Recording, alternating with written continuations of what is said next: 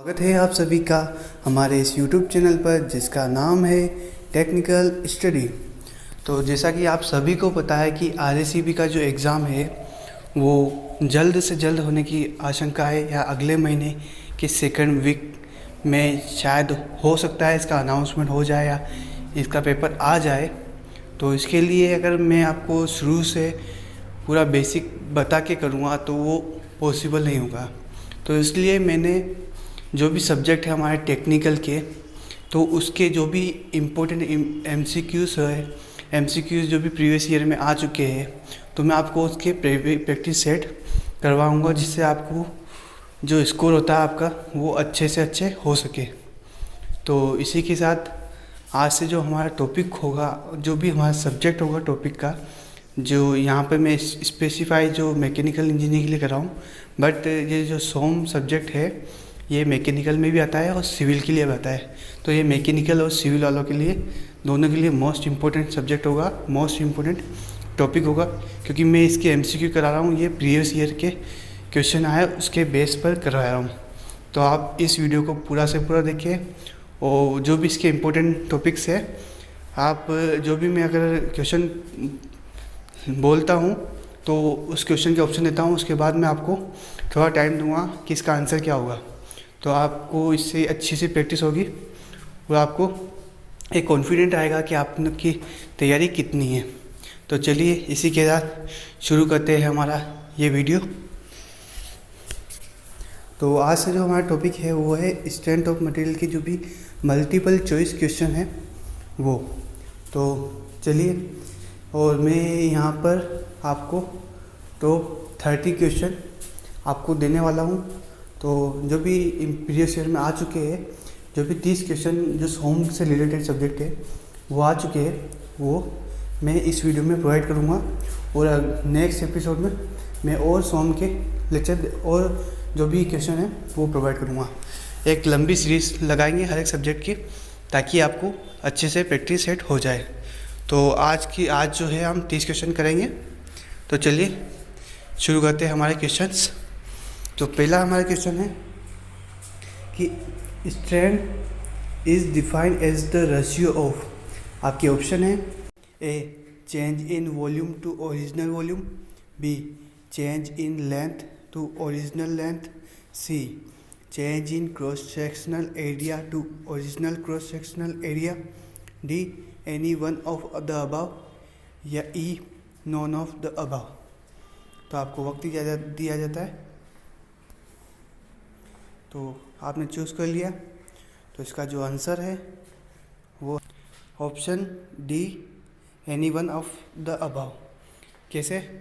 क्योंकि जो स्ट्रेन होता है वो किसी भी लेंथ या किसी भी क्रॉसिंग एरिया में जितना चेंज हुआ और उसके जो अपॉन में जो होता है ओरिजिनल लेंथ होती है, उसका एक रेशियो होता है। इसे अपन कुछ इस तरीके से लिखते हैं डेल्टा एल अपॉन एल, कुछ इस तरीके से लिखते हैं।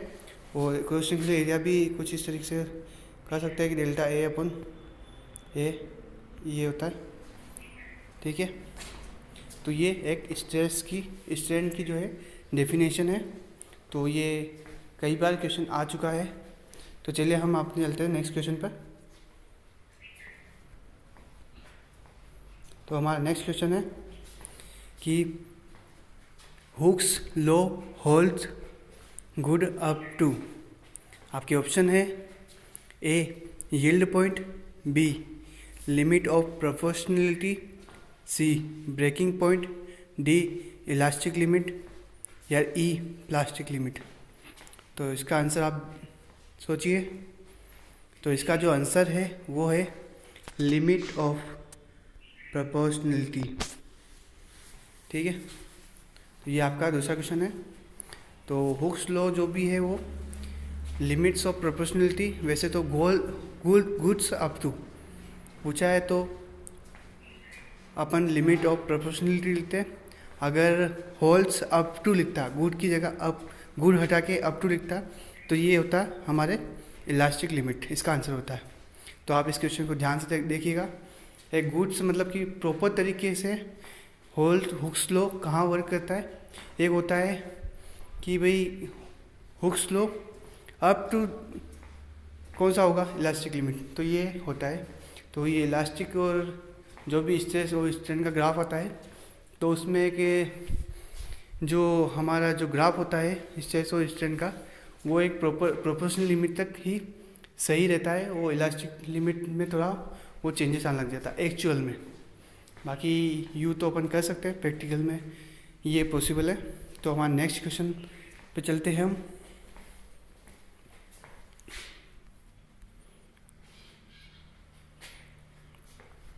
हमारा नेक्स्ट क्वेश्चन है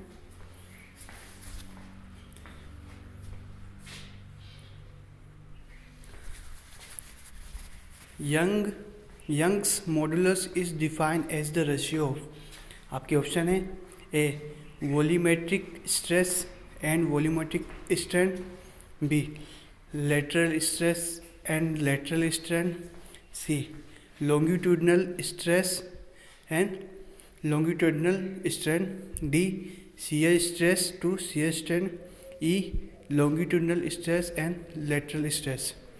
आपके पास ऑप्शन दे दिए, आप जवाब दीजिए। तो इसका आंसर है longitudinal stress and longitudinal strain, C जो है इसका करेक्ट आंसर होगा। जो भी यंग मॉडुलस है वो लॉन्गिट्यूडनल स्ट्रेस और लॉन्गिट्यूडनल स्ट्रेन के बराबर होता है, इनके रेशियो के बराबर होता है। ठीक है, तो हमारा नेक्स्ट क्वेश्चन है the unit of young modulus is, आपके ऑप्शन है mm पर mm, बी kg पर सेंटीमीटर, सी kg पर kg, डी kg पर सेंटीमीटर स्क्वायर, या ई kg पर centimetre square, kg into centimetre square. तो इसका आंसर है वो है kg इंटू सेंटीमीटर का स्क्वायर। ठीक है, तो चलिए नेक्स्ट क्वेश्चन में चलते हैं।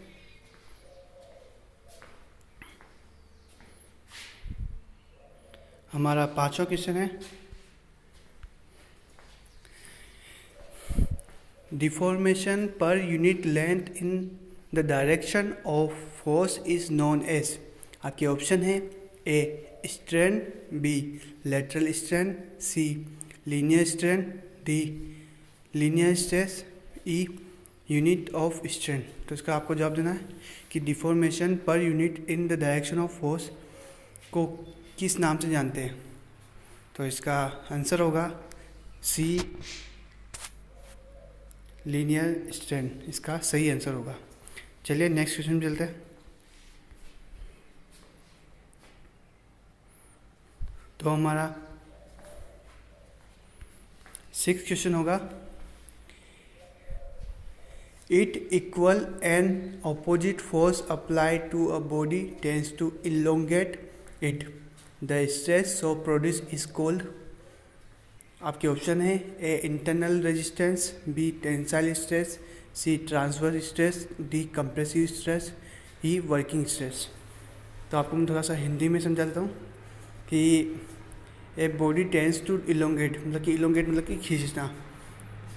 तो इक्वल एंड अपोजिट फोर्स जो बॉडी को खींचते हैं या लेंथ को इंक्रीमेंट करते हैं, तो स्ट्रेस जो उसमें प्रोड्यूस होता है उसे क्या बोलते हैं। तो इसका जो आंसर होगा उसे बोलते हैं टेंसाइल स्ट्रेस। टेंसाइल स्ट्रेस, इसमें स्ट्रेस में 2 टाइप्स होते हैं, एक तो 18 टाइप्स होते हैं, tensile stress T tensile stress, और एक होता है कंप्रेसिव स्ट्रेस, और एक होता है हमारा शियर स्ट्रेस। ठीक है, तो टेंसाइल स्ट्रेस में क्या होता है कि बॉडी कुछ इस तरीके से होती है, ये आपकी बॉडी है, तो इसमें फोर्स जो लगता है इस साइड में लगता है, एक तो इस साइड में लगता है और एक इस साइड में लगता है, और जो इसके अपोज करता है इसके इंटरनल में भाग में, ये इसके जस्ट अपोजिट लगता है, और ये इसके अपोजिट लगता है। तो कुछ इस तरीके से लगता है, तो ये टेंसाइल स्ट्रेस होता है। इसी प्रकार कंप्रेसिव स्ट्रेस में जैसा कि नाम पता चला कि कंप्रेस कर रहा है कुल लगे, तो कंप्रेसिव कुछ इस तरीके से होता है, बॉडी इस तरीके से होती है, तो कंप्रेस में इस तरीके से फोर्स लगता है, जैसा टी की डायरेक्शन में यहाँ फोर्स लगता है। तो ये अंदर वाली पार्ट में जिसके अपोजिट वाला सेशन चलता है, अपोजिट साइड चलता है, ठीक है, कंप्रेसिव। और शियर स्ट्रेस में आप देखोगे तो शियर स्ट्रेस में बॉडी कुछ ही होती है, बॉडी शियर स्ट्रेस में बॉडी जो होती है सरफेस पे जो लगता है वो शियर फोर्स लगता है।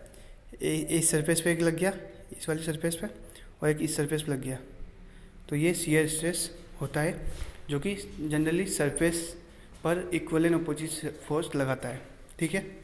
आपका नेक्स्ट क्वेश्चन है, the material having same elastic properties in all direction are called. आपके ऑप्शन है A ideal material, B uniform material, C isotropic material, D practical material, E elastic material. तो इसने question ये पूछा है कि एक मटेरियल जिसकी सेम इलास्टिक प्रॉपर्टी हो हर डायरेक्शन में, उसे हम क्या बोलेंगे। तो इसका जो आंसर होगा वो होगा आइसोट्रोपिक मटेरियल, क्योंकि आइसोट्रोपिक मटेरियल जो भी होता है उसकी किसी भी, अगर ये आपको एक मटेरियल लग रहा है, ठीक है, और यहाँ पे अगर हम स्टडी करते हैं कि इस पॉइंट पर हमारी इस पॉइंट पर अगर किसी भी डायरेक्शन में जाओ, इस डायरेक्शन में जाओगे तो सेम वही मटेरियल प्रॉपर्टी नजर आएगी, सेम वही, इस डायरेक्शन में जाओगे तो सेम वही प्रॉपर्टी, इस डायरेक्शन में जाओगे सेम वही प्रॉपर्टी, और इस डायरेक्शन में जाओगे तो सेम। मतलब कि आइसोट्रोपिक में डायरेक्शन, किसी भी डायरेक्शन पर जाने पर उसकी प्रॉपर्टी वो सेम देता है, चाहे आपकी उसकी में अगर आप प्रेशर लगाते हो वही सेम प्रेशर वही रहेगा, कुछ भी अंदर से ब्रिटलनेस वाला वगैरह हो गया तो वो आइसोट्रोपिक के अंदर आता है। तो इसकी अलग अलग टर्म्स होती है, आइसोट्रोपिक हो गया, एक आइसोमेट्रिक्स होती है, अलग अलग टाइप से होती है। आठवां क्वेश्चन है वो है, a thin mild steel wire is loaded by adding loads in equal increments till it breaks. This the extensions noted with increasing load behave as under. आपके ऑप्शन है A uniform throughout, B increase uniformly, C first increase then decrease, D increase uniformly first then increase repeatedly, E increase rapidly first then uniformly. तो question कुछ इस तरीके से है कि एक थिन माइल्ड स्टील का जो वायर है उस पर अगर लोड ऐड करते हैं इक्वल इंक्रीमेंट से, जब तक कि मान लो कि एक वायर लटका हुआ इस तरीके से, मैं आपको एग्जांपल के थ्रू समझाता हूँ उसको, कि ये कुछ एक वायर है, ये वायर है, तो हम क्या कर रहे हैं कि ये किसी से बंधा हुआ फिक्स है, तो इस पर क्या कर रहे हैं हम 50-50 के, हम इक्वल 50-50 ग्राम के बाट एक एक तरीके से लगा रहे हैं, एक विथ यूनिफॉर्म इंक्रीमेंट कर रहे हैं, तो 50 का डाला, ठीक है, और तब तक कर रहे हैं जब तक कि ये जो वायर है ब्रेक ना हो जाए, और इसको हम नोट कर रहे हैं इसके बिहेव को। तो ये इसका बिहेव कैसा होगा, तो इसमें आपके ऑप्शन दे रखे थे, तो इसमें आपका जो आंसर होगा वो होगा, पहले तो क्या होगा कि ये इंक्रीज यूनिफॉर्मली होगा फर्स्ट, फिर इसके बाद ये इंक्रीज रेपिडेटली, कि स्लोली अपन वेट बढ़ा रहे हैं, और एकदम वेट बढ़ने से ये स्लोली के टाइम पे तो ये यूनिफॉर्म चलेगा, फिर एकदम जब ब्रेक की कंडीशन आएगी तब ये इंक्रीज रेपिडेटली होगा, एकदम फास्ट तरीके से ब्रेक होगा, पता नहीं चलेगा, ठीक है। तो ये आपका जो था 8वां क्वेश्चन है। अब 9वें क्वेश्चन पे चलते हैं। तो हमारा जो 9वां क्वेश्चन है, module of rigidity is defined as the ratio of. आपके ऑप्शन है A longitudinal stress, B and longitudinal strain, B आपका ऑप्शन है volumetric strain stress upon volumetric strain, C lateral stress upon lateral stress and lateral strain, D shear stress and shear strain, E linear stress and lateral strain. तो module of rigidity, जिसे हम generally जी से define करते हैं, जो होता है module of rigidity को हम जी से डिफाइन करते हैं, और जो जनरली होता है वो होता है शियर स्ट्रेस और शियर स्ट्रेन के जो रेशियो होता है उसको बोलते हैं मॉड्यूलस ऑफ रिजिडिटी। ठीक है, तो नेक्स्ट क्वेश्चन पे आते हैं। तो हमारा नेक्स्ट क्वेश्चन है 10वां।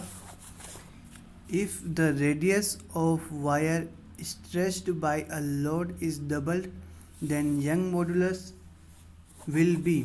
आपके ऑप्शन है A double, B halved, C become 4 time, D become 1/4 या ई रिमेन्स अफेक्टेड। तो आपके क्वेश्चन है कि किसी रेडियस ऑफ वायर को वायर की रेडियस को अगर हम स्ट्रेच करते खींचते हैं, अगर लोड डबल करने की वजह से, लोड डबल करने का बाय लोड इज़ डबल, एक लोड डबल लगा देंगे तो स्ट्रेच हो जाएगा। तो इससे यंग मॉड्यूलस ऑफ पर क्या होगा, इफेक्ट क्या होगा, वो डबल होगा, हाफ होगा, या 1/4 होगा, या 4 होगा। तो इसका जो आंसर है वो उस पर कोई इफेक्ट नहीं आएगा, वो रिमेन्स अनअफेक्टेड होगा। ठीक है, क्योंकि यंग मॉड्यूलस जो होता है वो होता है E is equal to stress sigma upon strain. E is equal to stress upon stress के अनुपात को बोलते हैं यंग मॉड्यूलस ऑफ इलास्टिसिटी। तो इसका आंसर रिमेन्स अफेक्टिव होगा, इसका कोई इफेक्ट नहीं पड़ेगा। चलो हम नेक्स्ट क्वेश्चन पे चलते हैं। हमारा नेक्स्ट क्वेश्चन है 11वां कि the ultimate tensile stress of mild steel compare to ultimate compressive stress is. आपके ऑप्शन है A same, B more, C less, D more और less depending on the other factors, E unpredictable. तो question कुछ यूँ है कि ultimate stress जो है, अगर उसको जो अल्टीमेट स्ट्रेस है मिल स्टील का, अगर उसको कंपेयर करें अगर कंप्रेसिव स्ट्रेस से कंप्रेसिव स्ट्रेस के अल्टीमेट स्ट्रेस से, तो क्या होता है, वो जनरली होता है वो मोर होता है। तो इसका आंसर होगा मोर, बी आंसर सही होगा। ठीक है, नेक्स्ट क्वेश्चन है आपका कि tensile strength of a material is obtain by dividing the maximum load during the test by the. आपके ऑप्शन है area at the time of fracture, B original cross sectional area, C average of A and B, C D minimum area after fracture, या E none of about. तो आपका question का आप जवाब देना। तो इसका आंसर है वो है B original cross sectional area. Next जो हमारा 13वां क्वेश्चन है वो है the impact strength of a material is an index of its. आपके ऑप्शन है A toughness, B tensile strength, C capability of being cold work, D hardness, E fatigue stress. तो इसने पूछा कि impact strength of a material is an index of, क्या impact of material क्या बता रहा है खास तौर पर। इम्पैक्ट मतलब किसी पर, जैसे हथौड़ा पर किसी पर लोहे के ऊपर पिटते उस टाइप से इम्पैक्ट हो गया, उस तरीके से होता है, उसको बोलते हैं हम इम्पैक्ट। तो impact of material, impact strength of material क्या बताती है, ये चीज़ हमारी बताती है किसी भी चीज़ की मटेरियल की टफनेस जो होती है वो अपनों को impact strength of a material बताती है। ठीक है, नेक्स्ट क्वेश्चन 14वां है हमारा कि the Young modulus of a wire is defined as the stress which will increase the length of wire compared to its original length। तो आपके ऑप्शन कुछ इस तरीके से देखिए, half, B same amount, C double, D 1/4, E 4 time. तो आपने पूछा है कि यंग मॉड्यूलस जो वायर का जो यंग मॉड्यूलस है वो उसको डिफाइन किस तरीके से करेंगे, स्ट्रेस जो इंक्रीज हुआ लेंथ का वो कंपेयर टू ओरिजिनल लेंथ के। तो इसका आंसर होगा सेम ही होगा, क्योंकि कभी स्ट्रेस जो भी होता है वो यंग मॉड्यूलस का जो भी होता है वो स्ट्रेस अपॉन स्ट्रेन ही होता है। अगर स्ट्रेस को, तो यंग मॉड्यूलस स्ट्रेस जो होता है वो सेम ही होता है। तो कोई चेंज नहीं होगा, सेम अमाउंट में होगा। तो यंग मॉडुलस ऑफ वायर का देखा जाता है ई जो भी होता है वो होता है सिग्मा अपॉन ई, जिसमें सिग्मा स्ट्रेस होता है और सिग्मा अपॉन ई, और जिसमें सिग्मा जो होता है स्ट्रेस होता है और ई जो होता है हमारा स्ट्रेन होता है। एप्सिलॉन बोलते हैं उसे, ई तो हमारा इलेक्ट्रिसिटी होता है। तो नेक्स्ट पे चलते हैं, हमारा नेक्स्ट क्वेश्चन है। तो 15वां क्वेश्चन है कि the percentage reduction of area in performing tensile test on cast iron में be of the order of. आपके ऑप्शन है ए 50%, बी 25%, सी 0%, डी 15%, ई 60%। तो इसका जवाब दीजिए। तो इसका जवाब होगा ए 50%। नेक्स्ट क्वेश्चन है the intensity of stress which causes unit strain is called.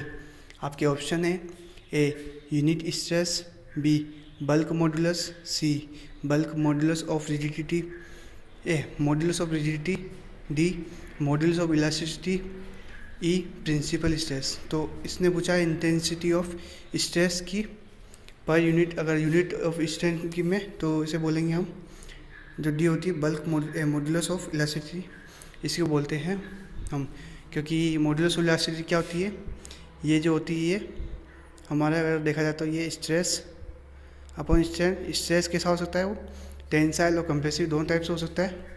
और मॉडुलस इलास्टिसिटी की बात करेंगे, रिजिडिटी की बात करेंगे तो ये शियर स्ट्रेस जिसे टो बोलते हैं और अपन शियर स्ट्रेन जो होता है उसके बराबर होता है, जिसे अल्फ़ा से डिनोट करते हैं, जिसे मॉडुलस इलास्टिसिटी से अल्फ़ा से डिनोट करते हैं।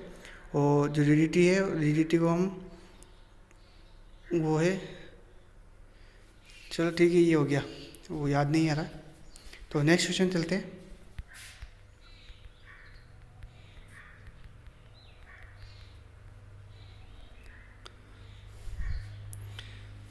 हमारा जो 17वां क्वेश्चन है वो है कि true stress strain curve for material is plotted between. आपके ऑप्शन है ए लोड पर original cross sectional area and change in length पर ओरिजिनल लेंथ, बी लोड पर instantaneous cross sectional area original area and log. आपके option है सी load पर instantaneous cross sectional area and change in length पर original length, और D load पर instantaneous area and instantaneous area upon original area. इसका answer है ई none of. तो इसका आंसर होगा लोड पर डी, जो इसका जो आंसर होगा वो होगा डी लोड पर instantaneous area and instantaneous area पर ओरिजिनल एरिया। ठीक है, नेक्स्ट क्वेश्चन में चलते हैं।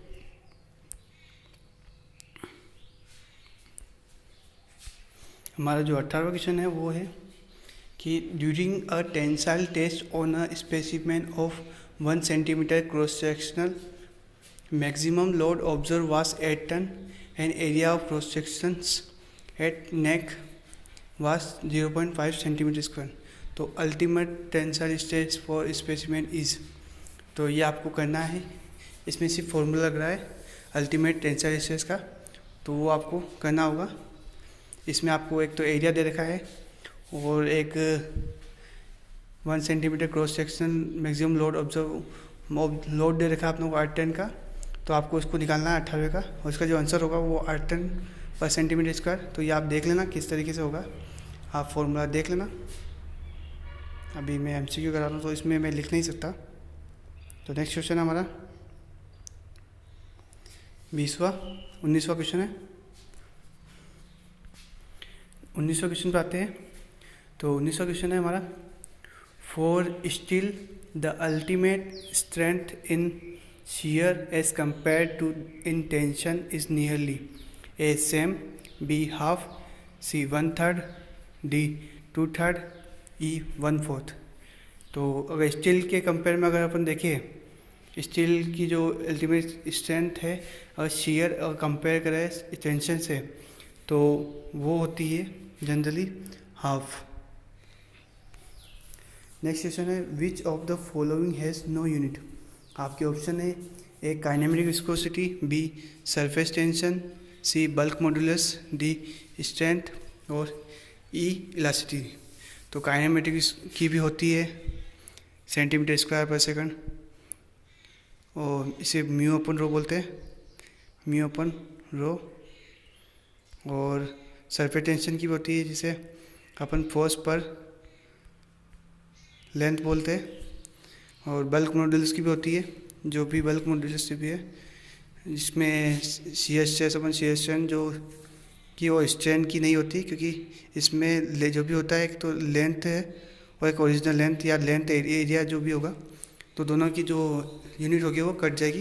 तो जो स्ट्रेंथ है उसका सही आंसर होगा, स्ट्रेंथ की कोई यूनिट नहीं होती है। तो चलिए नेक्स्ट क्वेश्चन में चलते हैं। हमारा 21वां क्वेश्चन है which is the false statement about true stress strain method. आपके ऑप्शन है it does not exist, A option है, और बी ऑप्शन है आपका it is most sensitive to changes in both methodological and mechanical condition, C it gives a more accurate picture of the ductility, D it can be correlated with stress strain value in other tests like torsion, impact, combined stress test etc. और आपका option E है it can be used for compression test as well। तो इसका सही answer होगा it does not exist, ये exist ही नहीं करता। ठीक है, नेक्स्ट क्वेश्चन में चलते हैं। हमारा जो 22वां क्वेश्चन है वो है in tensile test on milled steel specimen the breaking stress as compared to ultimate tensile stress is। आपके ऑप्शन है A more, B less, C same, D more और लेस डिपेंडिंग अपॉन कंपोजिशन, या E may have any value. तो tensile test बोला है किसी tensile test on mild steel specimen की, तो इसका ब्रेकिंग स्ट्रेस कंपेयर करना है अपन अल्टीमेट टेंसाइल स्ट्रेस के, तो क्या होगा, वो होगा लेस होगा। ठीक है, आपका नेक्स्ट क्वेश्चन है 23वां if a part is constant to move and heated it will develop. आपके ऑप्शन है principal stress, principal tensile stress, compressive stress, shear stress या नो स्ट्रेस। तो इसका आंसर होगा कंप्रेसिव स्ट्रेस। अगर किसी पार्ट को अगर हीट करेंगे, अगर वो कंस्टेंट का मतलब कि मान लो इधर से भी ये बंद है और इधर से भी ये बंद है, अगर आप इसको हीट करो या मोमबत्ती या किसी से भी, तो ये कहीं ना कहीं क्या करेगा, इधर फैलने की कोशिश करेगा, लेकिन ये जो इसको दबा देगा तो ये कंप्रेस होने लग जाएगा इस साइड में, और इधर भी ये कंप्रेस होना है, तो ये पूरा एक तरह से कंप्रेसिव स्ट्रेस आ जाएगा। आपका नेक्स्ट क्वेश्चन है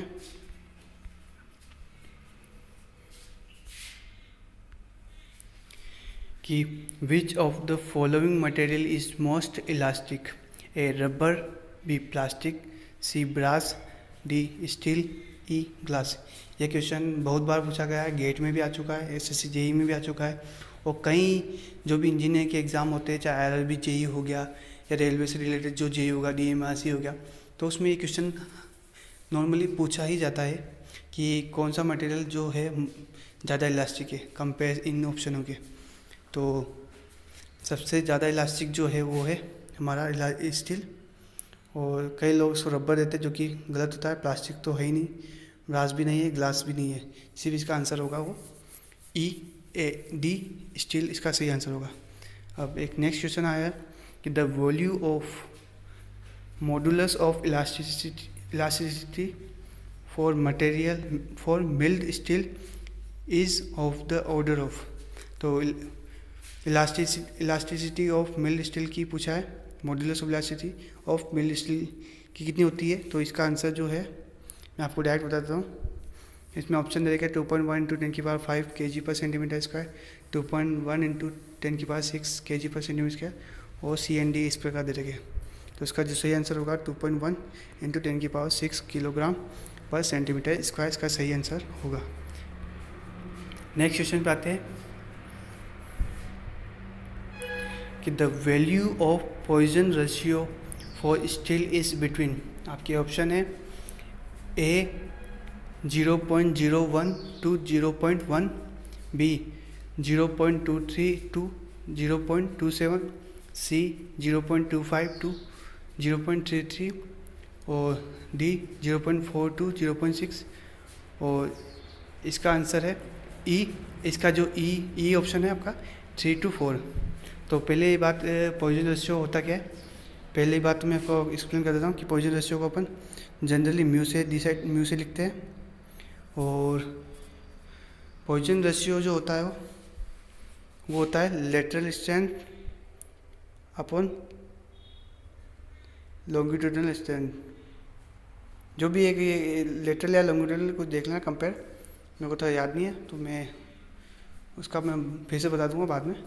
तो इसकी जो वैल्यू होती है इसकी जो वैल्यू होती है वो हमेशा 0.5 से कम ही होगी। म्यू की वैल्यू जो होगी 0.5 से कम होगी, ये हमेशा याद रखना, ठीक है। और नेक्स्ट क्वेश्चन आपका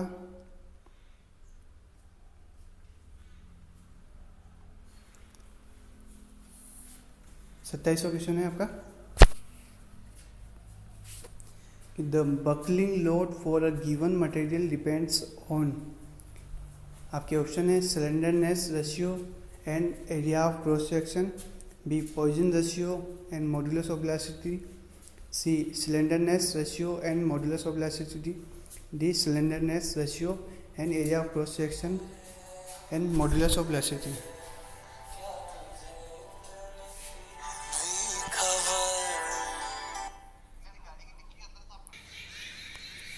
तो हमारा 27वां क्वेश्चन है कि the buckling load for a given material depends on, तो आपको मैं ऑप्शन भी बता दिए थे।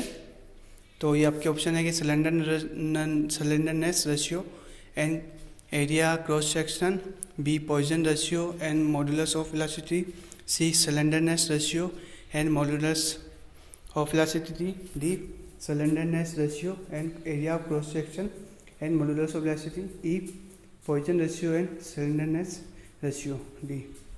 तो ये आपका आंसर है, इसका आंसर जो होगा वो होगा D slenderness ratio, area cross section और मॉडुलस ऑफ इलास्टिसिटी, ठीक है। मैं इसके बाद एक 26वां क्वेश्चन जो आया था वो ये क्वेश्चन पिछला जो पेपर हुआ था RSMSB का, उसमें भी ये क्वेश्चन आया था। तो ये भी याद रखना कि ये पिछली बार आ चुका है, पिछली बार ही रिपीट हुआ है। तो ये एक इम्पोर्टेंट क्वेश्चन है।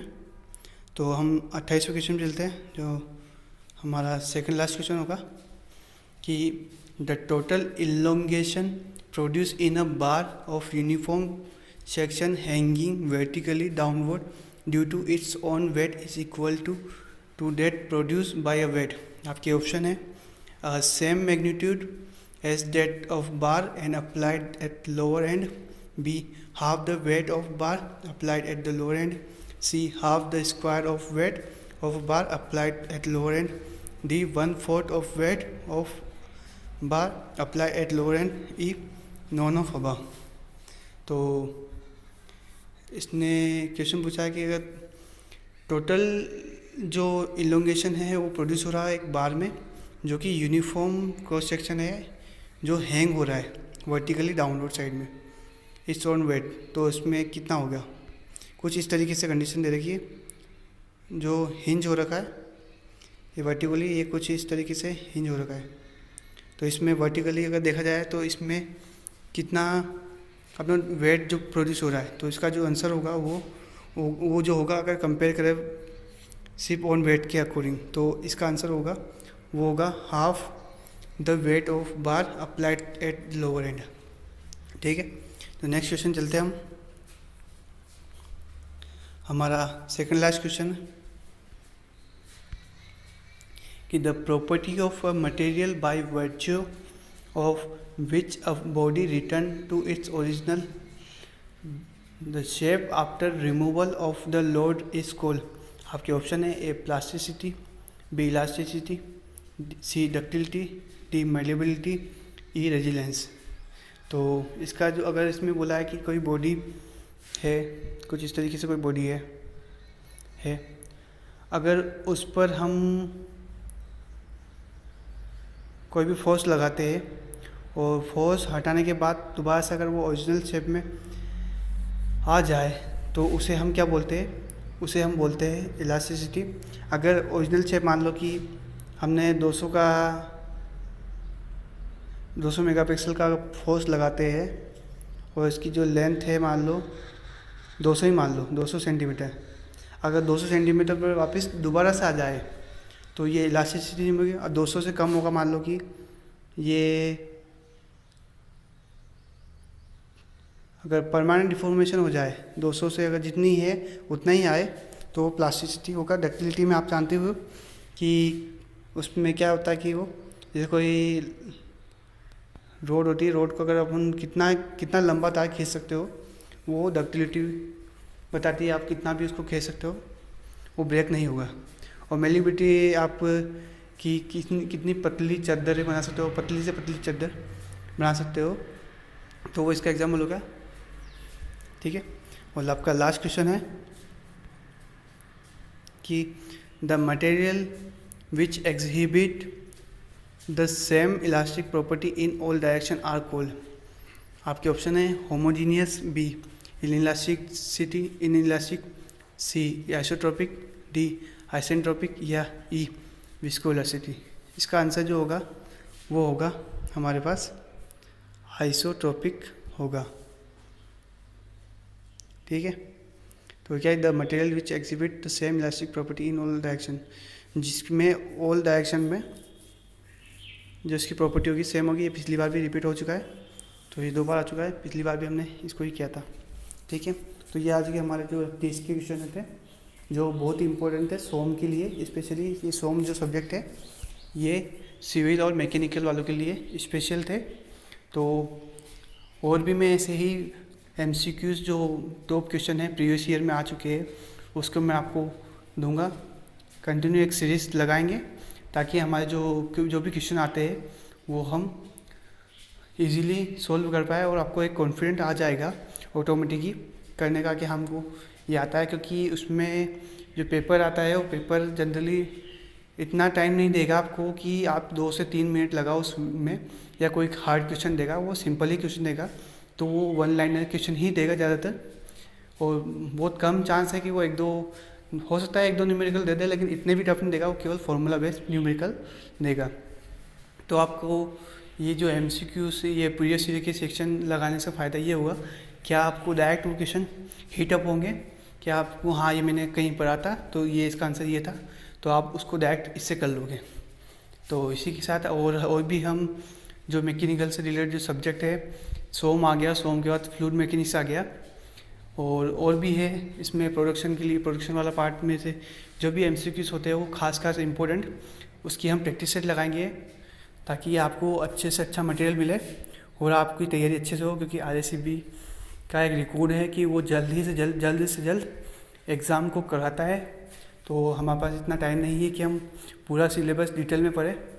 पहले मेरे थी इच्छा कि मैं आपको एक अच्छा लेवल दूँ पढ़ाने के लिए, फिर बाद में मुझे समझ में आ गया कि हमारे पास इतना वक्त नहीं है, तो मैं आपको MCQ करूँगा और MCQ से जो भी कॉन्सेप्ट होता है बेसिक नेक्स्ट जो लेक्चर होगा इसमें मैंने ज़्यादा बेसिक नहीं बताया, तो जो भी क्वेश्चन होगा उसका मैं थोड़ा डिटेल एनालिसिस करूँगा जिससे आपको और अच्छे से एक्सप्लेन हो, जो कि हम नेक्स्ट लेक्चर में करेंगे। क्योंकि इसमें मैंने पहले एक सिंपल दिया है, तो होगा तो नेक्स्ट क्वेश्चन में मैं हर एक क्वेश्चन की जो भी ऑप्शन होते हैं उनका डिटेल में समझाऊंगा, उनको डिटेल में एक्सप्लेन करूँगा ताकि आपको अच्छे से आपको याद हो जाए और आपको अगर उससे रिलेटेड जो भी क्वेश्चन बनता है तो वो आप उसको सही दे दें। तो इसी के साथ और हमारे चैनल को सब्सक्राइब कीजिएगा और शेयर कीजिएगा, लाइक कीजिएगा और बेल आइकन पर क्लिक कीजिएगा ताकि आपको जो भी मैं वीडियो डालूँगा तो आपको फिर मैसेज आ जाए। ठीक है, थैंक यू।